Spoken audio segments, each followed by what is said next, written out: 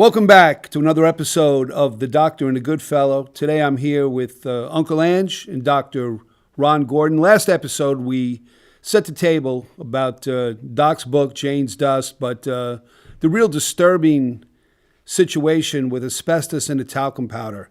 Doc, welcome back. Question for you. So you analyze all these containers of asbestos, of talcum powder, which all have asbestos. What do you do next? Well, the next was we ended up with the reason I was looking at these was because the attorneys that gave these containers to me had a legal case involved in where they had a woman who had been exposed to talcum powder with no other exposure, and therefore they were trying to attribute the talcum powder or something in the talcum powder as the causative agent for the production of the mesothelioma in her lungs or on the surface of her lungs. What ended up happening is there were then many other cases involved with this. I mentioned in the previous podcast the case I did in Baltimore, which was the first case, but then many other lawyers started to hear not only about mesotheliomas being caused by this in women, but also ovarian cancers. And therefore,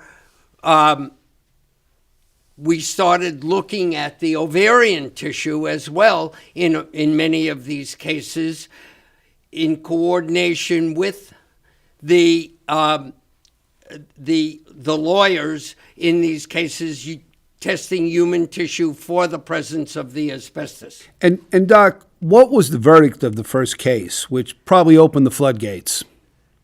They won a lot of money. I don't recall exactly how much, but in the jury trials that I've been on so far, I think only in one case has the company actually won, but in virtually every other case, they haven't won, and Colgate has had to pay millions and millions of dollars for this, and rightly so, because they hid the evidence to a large degree that the asbestos was there. They covered it up. They didn't care about the people they were servicing and selling to. They only cared about the dollar figures that were going into their pockets and nothing more. So this is perplexing. So you win the first case that you testify in, and one of the companies, either Colgate or Johnson & Johnson, makes a big settlement. At that point there, was the product pulled off the shelves? No, it was not pulled off the shelves. It took years after that. It was only into the, I think, the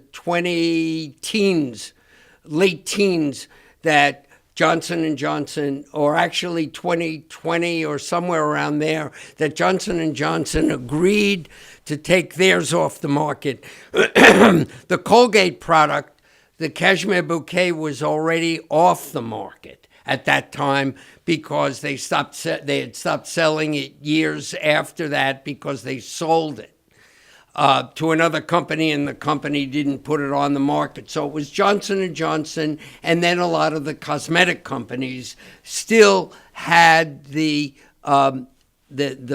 powder available and the makeup available with talc in it. And then more and more cases arose. And this is one of the reasons why I wrote that book, because not only were women, I had 6 women that not only had mesotheliomas, but also had ovarian cancer simultaneously. And that is one of the cases is presented in a fiction based on fact book, The Jane's Dust. And I wanted to get it out there because I wanted to help these people who have been using the talcum powder over many years to be able to get medical attention so that they can be screened and this cancer could be picked up early enough so that they could be treated and they don't die like the subject in the book. So, Doc, I got a question for you. You made a light bulb go off in my head in our first episode when I asked about the men. And I told you about incarceration and that they sold it in commissary. And you told me, the factors that could have been involved. Possibly smoking and the talc, put the two together, you got a hell of an explosion. Just as you know, and I'll say this the best way I can, 4 months ago, my fiance of 24 years and the mother to my autistic son, Antonio, she died of anal rectum cancer. And she was a very, very big user of Johnson & Johnson and talc. And you even talked about the stuff, the powder that the girls had in the little thing, and they hit the thing, and she'd put it all over her body and on her, all over her body, and she would always shave all the hairs off her body. And even when I used to see her shave her rectum hair and all, she was just that type of individual, didn't like hair. Is it at all possible that you said the ovary, can it also affect the anal or rectum system too? It could. It could very well. And the only other issue that has to be considered would be if she had the virus, the papilloma virus, all right, with it. But that would have only, again, been synergistic with it. So she would have been tested for that, which she never was, because, it's cancer, it's cancer, it's cancer. And they called it a day. And, you even remarked to me off camera, me wearing all the black. I'm doing a real Italian thing. I'm giving her 6 months of basically mourning. And, Italian people, my God, I don't remember my grandmother ever being out of black because, everybody was always dying. So I'm trying to pay tribute to her and her death. And I'm dressing like this constantly every day. I even feel like Johnny Cash, who wore black his whole life. But you're saying then that if she had this virus, if I heard it correctly, and then she used the amount, which she used a lot of the powders all the time, she always wanted to be clean and smell the best and everything else, those combinations could have led, because they don't have an answer on how this young, healthy 52-year-old young lady that was a gym rat and working out got anal or rectum cancer. So I'm wondering if there's any correlation between what you're saying and what she got. Of course there is.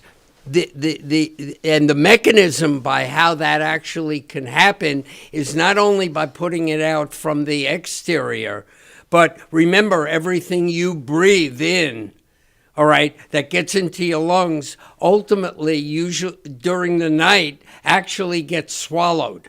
It gets brought up by the mucociliary escalator, and then people swallow it, and it goes through your GI tract. And in the rectal area, it usually sits for some period of time, which gives it a potential exposure even longer than normal.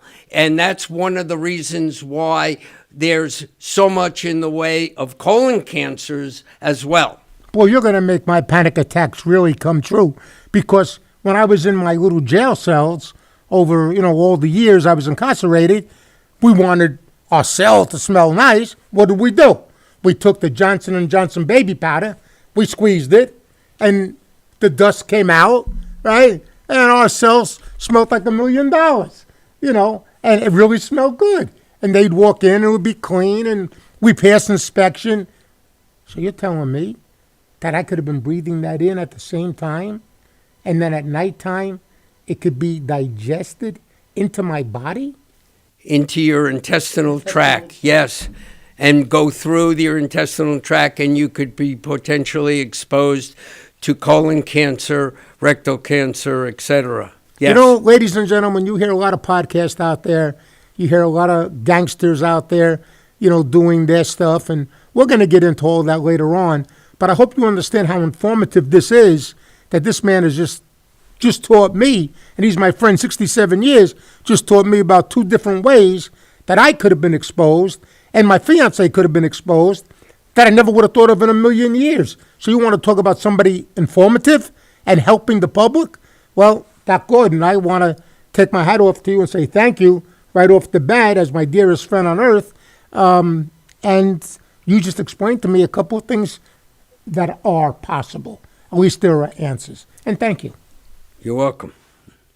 Well, Doc, next episode, we want to talk about the genesis of the book that you wrote and your quest to help people survive this hidden danger.